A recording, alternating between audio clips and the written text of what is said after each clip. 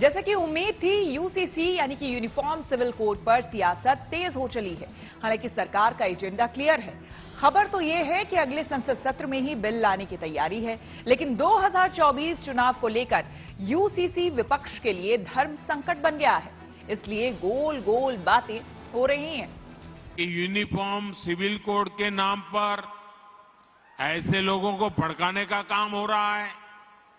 आप मुझे बताइए, एक घर में परिवार के एक सदस्य के लिए एक कानून हो, परिवार के दूसरे सदस्य के लिए दूसरा कानून हो, तो क्या वो घर चल पाएगा? क्या कभी भी चल पाएगा क्या? फिर ऐसी दोहरी व्यवस्था से देश कैसे चल पाएगा? चंद रोज पहले ही प्रधानमंत्री ने यूनिफॉर्म सिविल कोड का जिक्र किया, उसकी जरूरत समझाई और फिर देखते ही देखते माहौल कुछ ऐसा बना कि अगले संसद सत्र में बिल पेश किए जाने की चर्चा है। यानी 2024 को लेकर सरकार का एजेंडा साफ है, जबकि विपक्ष खासकर कांग्रेस के सामने बड़ा धर्म संकट खड़ा है। तो सक्सेशन के मामले में, अडॉप्शन के मामले में, डाइवोर्स के मामले में, मैरिज के मामले में लोग जानबूझकर ये दुष्प्रचार करते हैं कि आपके जो व्यक्तिगत कानून को खत्म कर दिए जाएंगे। तो इसलिए डाइवर्सिटी का ध्यान में रखते हुए ही तो सुप्रीम कोर्ट ने आधे दर्जन मामलों में ये कहा कि कॉमन सिविल कोड बनना चाहिए, यूनिफॉर्म सिविल कोड बनना चाहिए। जो भारत की विविधता है, भारत की विविधता को मुख्य रखते हुए सबसे पहले तो इस बात पे बहस करने की जरूरत है कि यूनिफॉर्म सिविल कोड चाहिए भी कि नहीं चाहिए। अब इस देश के बहुत बड़े समुदाय इसका विरोध कर रहे हैं। यूसीसी का मुद्दा ऐसा है कि विपक्ष के लिए न समर्थन आसान है और न विरोध। इंतहा ये है कि हिंदूवादी राजनीति के झंडा बरदार उद्धव ठाकरे की पार्टी भी कॉमन सिविल कोड को लेकर उलझन में है।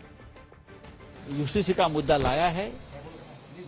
बात ऐसे समान नागरिक कानून की अगर बात करते हो तो आर्थिक हो, सामाजिक हो, राजनीतिक हो, जो कानून है सबके लिए समान होने दो। अब कहाँ है कानून? आया कहाँ है? बात चल रही है ना। कानून आपने देखा है? कानून आया है आपके सामने? नहीं ना। समान नागरिक कायदा यानी कि समान नागरिक संहिता, यूनिफॉर्म सिविल कोड, ये देश में लागू होना चाहिए। तो ये तीनों चीजें हर बार बाला साहब ठाकरे जी ने अपने भाषण में व्यक्त की है। आज एक सही वक्त है जिस देश के पंतप्रधान आदरणीय नरेंद्र मोदी जी, ये बाला साहब ठाकरे जी का सपना पूरा करने का एक वक्त है और उस वक्त हम माननीय मुख्यमंत्री एकनाथ शिंदे साहब के नेतृत्व की शिवसेना हम पूरा इसका समर्थन दे रहे हैं। मौजूदा सियासी माहौल में यूसीसी सिर्फ एक बिल नहीं है, बल्कि एक ऐसा मुद्दा है जो लोकसभा चुनाव की दशा दिशा बदल सकता है। बीजेपी इस बात को अच्छी तरह समझती है, लिहाजा उसका यूसीसी पर पूरा जोर है, जबकि विपक्ष अभी भी नफे नुकसान का अंदाजा लगा रहा है। उधर उत्तराखंड में यूनिफॉर्म सिविल कोड पर बनाई गई विशेषज्ञ समिति ने अपनी रिपोर्ट भी तैयार कर ली है, जिसे कुछ दिनों में सरकार को सौंपा जाना है। Drafting of the proposed Uniform Civil Code of Uttarakhand is now complete.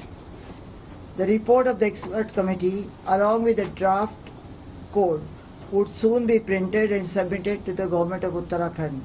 हमारी ड्यूटी है ड्राफ्ट बनाना, हमने ड्राफ्ट बना दिया है, हम उनको दे देंगे। कमेटी ने 1 साल से अधिक समय से लोगों के बीच में जाके काम किया है। 2 लाख से भी ज्यादा लोगों से बात की है और अनेकों स्टेक होल्डरों से भी उसने बात की है। विभिन्न संगठनों के लोग, धार्मिक संगठनों के लोग, सभी से, बुद्धिजीवियों से, सबसे बात की है और बात करने के बाद उनका ड्राफ्ट तैयार हो रहा है। ड्राफ्ट लगभग पूरा होने की ओर है। जैसे ही हमको ड्राफ्ट मिलेगा हम उसका अवलोकन करेंगे।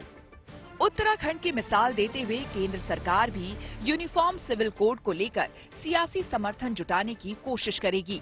आसार हैं कि आम आदमी पार्टी की तरह कुछ और विपक्षी पार्टियां भी बिल पर साथ आ सकती हैं और तब राज्यसभा से उसे पास कराना कोई बड़ी चुनौती नहीं होगी। सवाल है कि कांग्रेस और उसकी सहयोगी पार्टियों का रुख क्या होगा, लेकिन खुद इन पार्टियों के लिए जवाब देना आसान नहीं। Bureau report, good news today.